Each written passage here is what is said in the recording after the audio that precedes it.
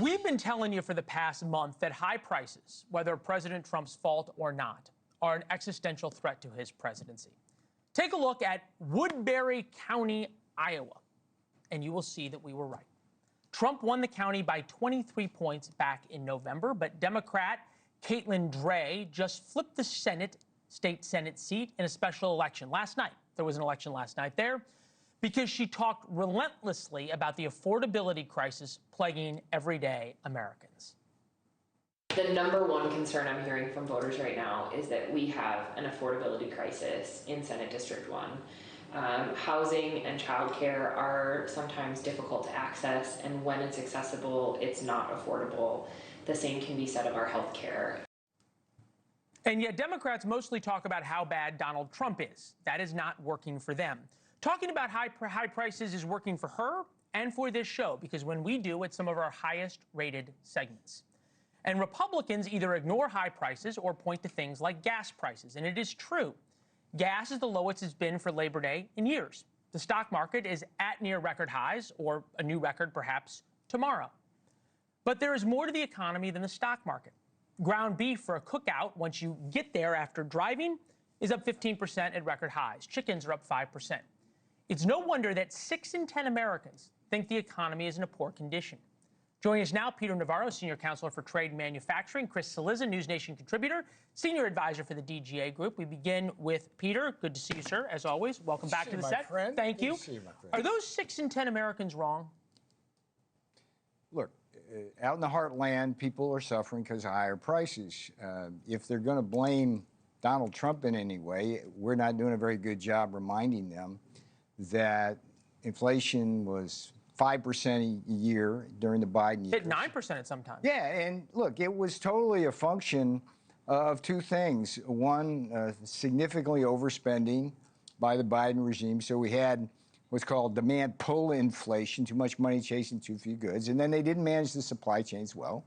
The good news now, and it's very good news, real wages are rising once again. Real wages being the purchasing power of your paycheck. Exactly. That's the inflation-adjusted wages. They're going up. Okay. And they went down in the Biden regime. I mean, that's incredible. I mean, it's stagnant wages, okay? At the same time, we're having an incredible stock market boom. So in addition to blue-collar, straight Americans working, we've got a stock market boom, which leads to wealth effects, increased portfolios, pension funds going up, and things like that. We've got a long way to go, but the thing about oil prices and why we keep reminding people about that is that it's not just the idea when the price of gas goes down, the price of everything else goes down. But I want to everything else, yes, it does. I think you say you're not doing a good job reminding people. Well, I didn't say that. I said if. Okay. And so I'm not buying that. But every Republican from the administration we have on gloats about the economy in one way or another. But had Senator Kennedy on last week? Yeah. Corey Lewandowski, Steve Cortez, all about as MAGA as you get. And they all said that this administration is not doing enough to show that they feel the pain of the Americans that you talked about at the top. Fair criticism? Look, that's not what I say. I say what we're doing is looking out for the American people who go to work every day and take a shower afterwards, not before. And that's our constituency, blue-collar America. I'm the head of the Office of Trade and Manufacturing Policy. I'm Mr. Blue Collar. Every day I create manufacturing jobs. Blue Collar America, though. Woodbury County, Iowa. It's as blue collar as you get. Okay?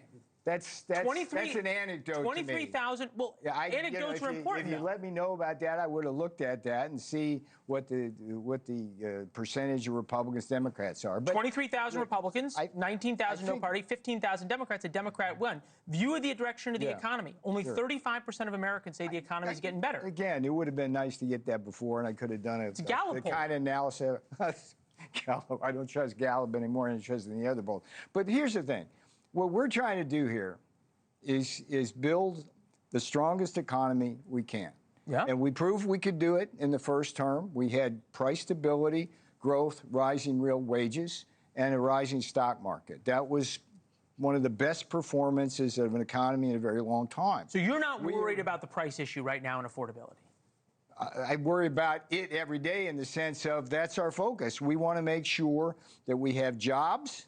We want to make sure that the wages are good and that the real wages adjusted for inflation are going up. And so far, that's working. Now, we got obviously a long way to go to get that inflation rate down.